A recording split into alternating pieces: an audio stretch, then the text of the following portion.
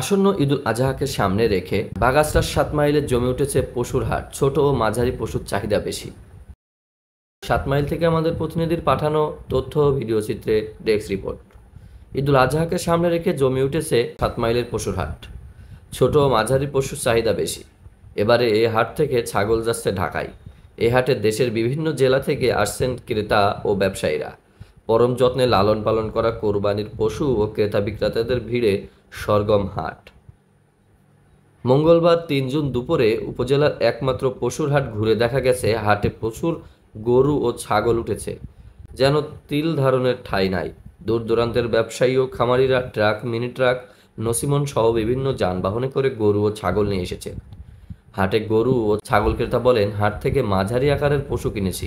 গত বছরে ঈদে যে গরু কেনা হয়েছে তার সঙ্গে তুলনা করে এবারও পশুর দাম খুব একটা বেশি নয়। এক ছাগল ক্রেতা জানান, এ হাটে মাঝারি সাইজের ছাগল ১০ থেকে ১৫ হাজারের মধ্যে দেখে শতাধিক ছাগল কিনেছি। এগুলো ঢাকায় পাঠানো হবে। হাটে আসা বিক্রেতারা বলেছেন, হাটে ছোট ও মাঝারি পশুর চাহিদা বেশি। লাভের আশায় কয়েক ঘন্টা অপেক্ষা করেও বেশি দামে বিক্রি করতে পারছি না, তাই স্বাভাবিক দামে বিক্রি করে দিচ্ছি। তবে খাদ্যের দাম বেশি থাকায় লাভ কম। হাটের ইজারাদার বলেন, এবছর গরু ও ছাগলের ব্যাপক আমদানি হয়েছে।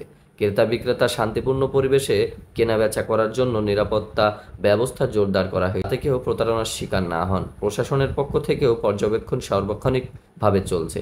জাল টাকার মেশিন রয়েছে, পশু চিকিৎসক রয়েছে। ঈদকে সামনে রেখে আগামী বুধবার, বৃহস্পতিবার ও শুক্রবার টানা ৩ দিন এই হাটে কেনাবেচা চলবে।